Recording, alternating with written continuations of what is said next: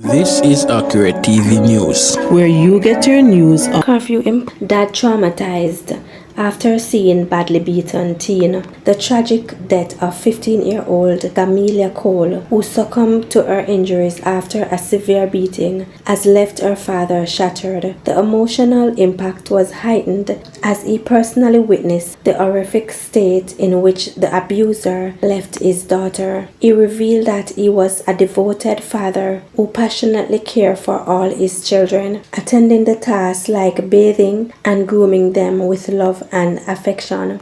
A man has been taken into custody stemming from the attack and the subsequent death of 15-year-old Kamila Cole of Cottontree, Albert Town, Trelawney. Cole, her mother Shanice Anderson, and 17-year-old cousin Kayla Dawson were beaten with wooden objects by two masked men who accessed their home about 2 a.m. on Sunday through a glass window. The boyfriend of Anderson's mother-in-law, who lived in the same yard with her family, was taken into custody pending investigations, the police have confirmed. Cole's father, Shirley Cole, said when he saw how his daughter was beaten and left to die in a gully, "I could not manage it." The elder Cole added, "Wickedest one, when me look pon me daughter, me can't believe all her color change. She can't talk, nothing nah come out of her mouth. Me say, Jaja." He said for years he set the best example for his two girls. "Me bathe them, me plait them hair, me wash them clothes, me carry them go school, me look after them food." He recalled while saying he was not convinced a stranger attacked Anderson and the girls. Jamilia, who was a student at Troy High School, was tied up and left to die in a yam field near her home. She was taken to the Spalding Hospital in Manchester and later transferred to Kingston, where she died on Monday morning after failing to regain consciousness.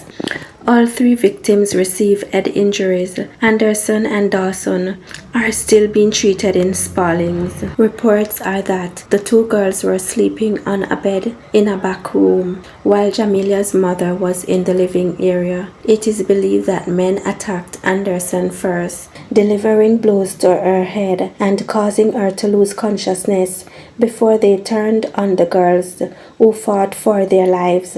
Dawson escaped during the attack, but the men tied up the 15-year-old and are believed to have assaulted her further. Anderson's younger child, a 9-year-old, woke up, saw her mother in blood, and reportedly called her grandmother, who lived next door. When she was unable to reach her grandmother, she called her father, who lives overseas. It was her father who alerted the rest of the family that something seemed awry. According to the grandmother, Venice Anderson, once she heard there was blood in the house and the girls were missing, she made the decision to call the police. "I called the police and now I am being accused of being involved in the attack. I am innocent. I know nothing about it. Me and Shanice live like mother and daughter, but because my little granddaughter was not hit by the attackers, they say I was involved," she told the Gleaner. She also feels her boyfriend, who is in custody, was wrongly accused. "He was in bed with me. He was who handed me the telephone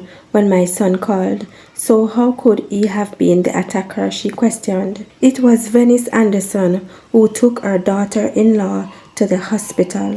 Man charged over fatal Burger Gully gun attack. Sleuths at the Major Investigation Division have charged a man in connection with the shooting death of two persons, including an 80-year-old, and the injury of two others in last month's attack in Burger Gully in Kingston. Kevin Smith, otherwise called Tallest or Gangster Nerd, of a Kingston 2 address, is charged with 2 counts of murder and 2 counts of shooting with intent. He was charged on Friday, August 11, following an identification parade. Smith is to appear before the Kingston and St. Andrew Parish Court. Meanwhile, the police have posthumously charged Smith cronies who were later found dead. They are 21-year-old Amaria Lawrence and 19-year-old Kaheem Campbell otherwise called Kochi, a construction worker both of Vineyard Town.